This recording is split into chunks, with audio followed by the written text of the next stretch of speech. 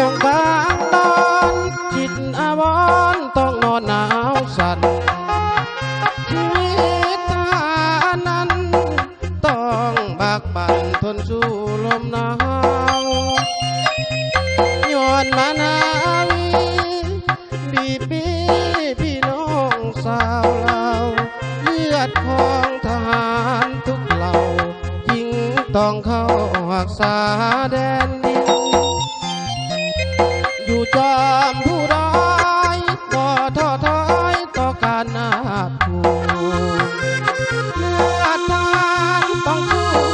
ถึงไฟลูกเขตน้ำแดนดินบ่ให้น้ำตาพี่น้องนั้นไหลล่วงลิ้นถึงเลือดทหารจะสิ้นขอแผ่นดินเหล่านี้สิ้นมาใส่สมบูรณ์ทินข้าอยู่เป็นที่มันเป็นเมืองตั้งทัพทินฐานเหล่าทหารเอานั้นถึงผู้จะชงพาทินนั้นจะสั่นถ้ายังบอกเคยได้วันต่อหมู่มารที่มหาวิอยู่จอมผู้พาลมพัดหน้าเมฆกลัวไหลผ่านลมฟ้า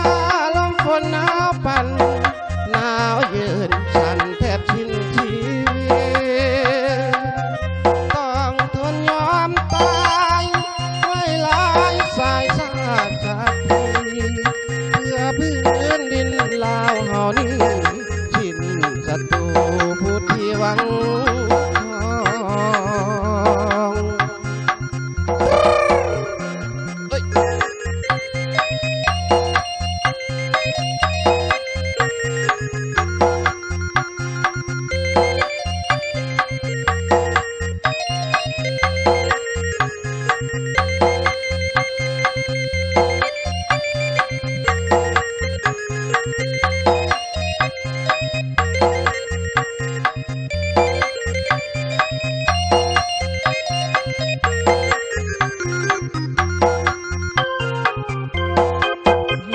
สมบู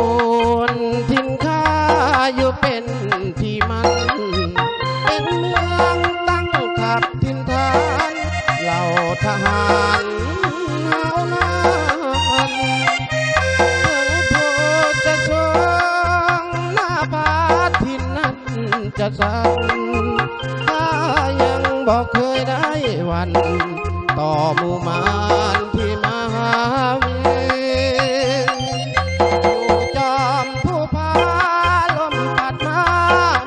ไหลผ่านลมฟ้า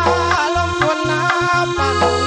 หนาวยืนฉันแทบสิ้นชีวิตต้องทนยอมตายไม่ลายสายชาติชาติเพื่อพื้นดินลาวเฮานี้สิ้นศัตรูผู้ที่หวัง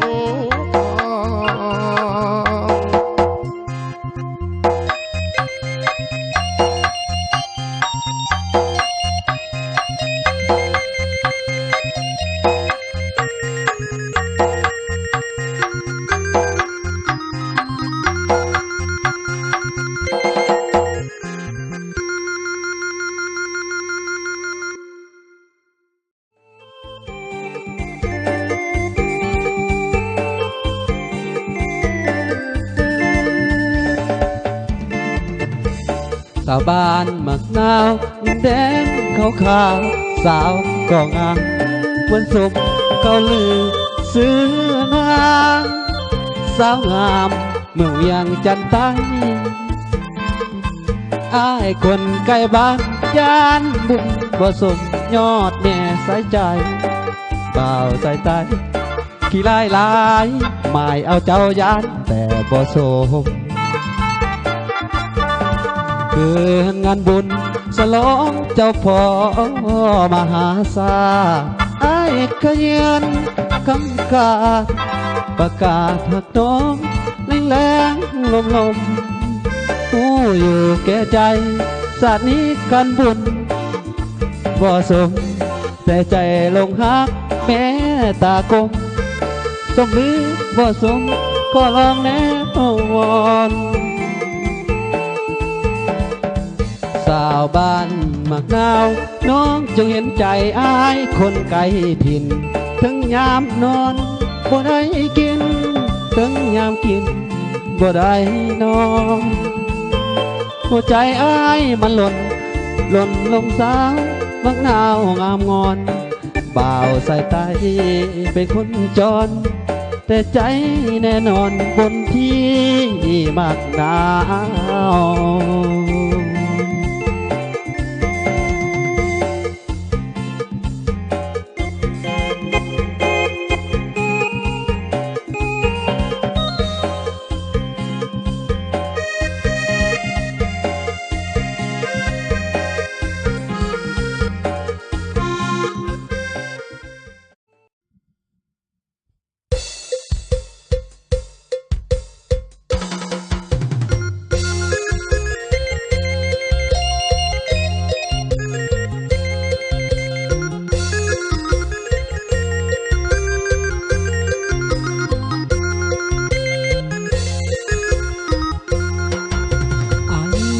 คนโชคดี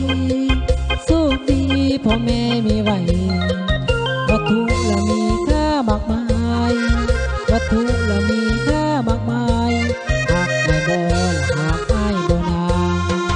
ไอ้นี่เป็นคนสมบูรณ์อบอุ่นเอาไว้เยาวะทุกอย่างเงินคำละบ่หลายก็สร้างเงินคำละบ่หลายก็สร้างแต่ไอ้มีหังกะเหลือแห้งทนทานไอ้เป็นคนขยันดุมันก็เฮ็ดเวียกเฮ็ดงานเฮ็ดเวียกกะทั้งคืนทั้งวันเฮ็ดเวียกกะทั้งคืนทั้งวันไอ้คนขยันหากไอ้บ่นางหากน้องตกลงว่าฮักไอ้ขอสมัครมาญาติอยู่แนบข้างไอ้โศกมาดูดีบางอย่างไอ้โศกมาดูดีบางอย่างเฮ็ดเวียกให้นั่งจะนั่งยองมาดีเฮ็ดเวียกให้นั่งจะนั่งยองมาดี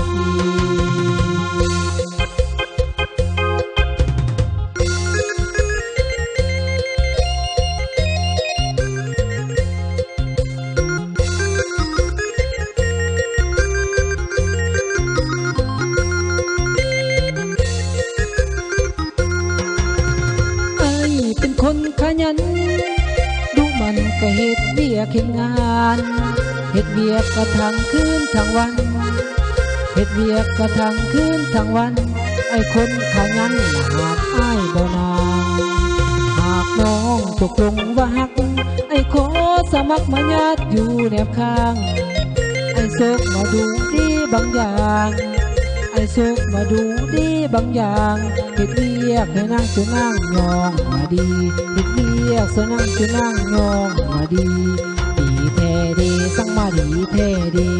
ขับแท้ดีสั่งมาขับแท้ดีหักอายบ่หักอายบ่นาง